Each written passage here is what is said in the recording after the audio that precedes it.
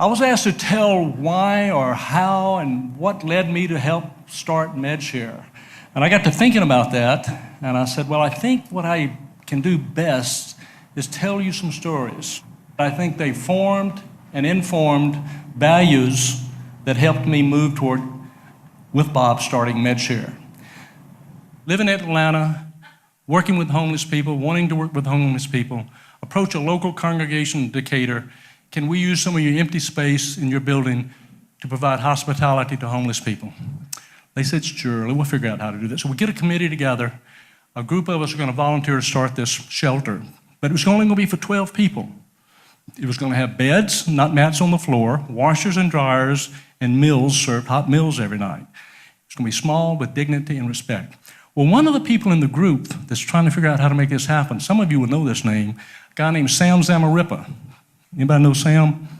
Sam Zamarripa, in our working session, said, you know, if we were serious about helping homeless people, we would not open this shelter. We looked at Sam and said, what the hell is he talking about? He said, well, if we were serious, we would invite these people into our homes. And we said, sure, Sam. Right, okay. Well, we went ahead and opened the shelter. 12 men, opened it in the fall, opened for 6 months. During that period of time, these strangers, because we had the same 12 men every night, ceased to be strangers. They became brothers. We knew their life stories. We knew their histories. So at the end of the 6 months, we had to close the shelter down. My wife and I at that point said, these are not strangers. We can't just say goodbye to them. So we invited 3 of these men to come live with us in our home. And we chose 3 that we thought were the weakest, that would be hurt the most on the streets. They came to live with us the next fall, and we again started the shelter. One night, we went to pick up the 12. All 12 were there, but there was one guy who was not part of our 12 that looked extremely in pain. Anne said, A.B., I couldn't leave him on the street. So she brought him home.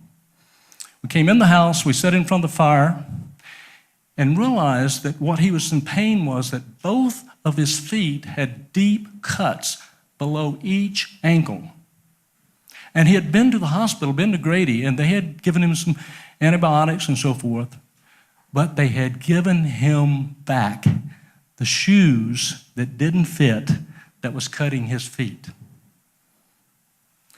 You see, some well-meaning person, and I mean that seriously, were helping him by giving him shoes from another shelter, but the shoes didn't fit.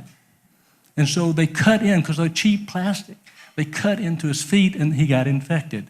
I sat that night and watched Ann take a bowl of water, soap, bathe his feet, cut his toenails, rebandage his feet, and I wept. I wept.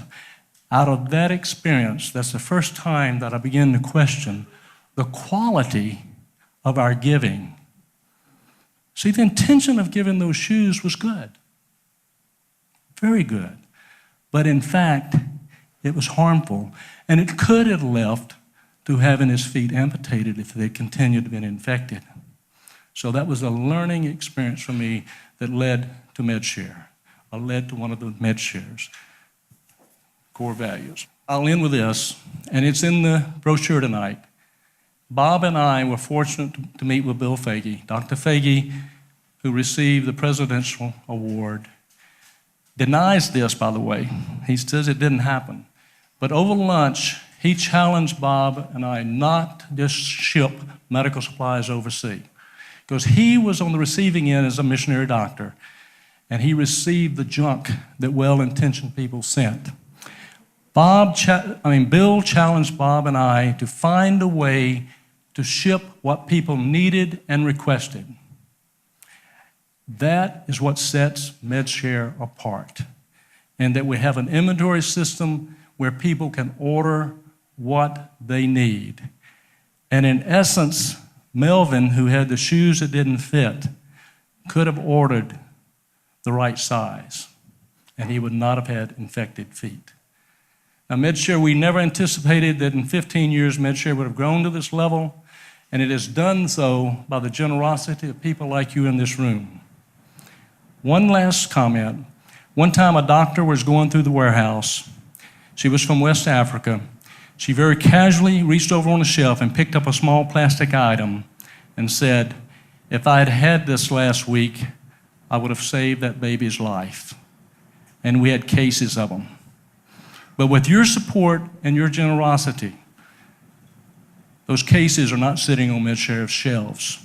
They're in the hands of nurses and doctors all over the world, saving lives. Thank you.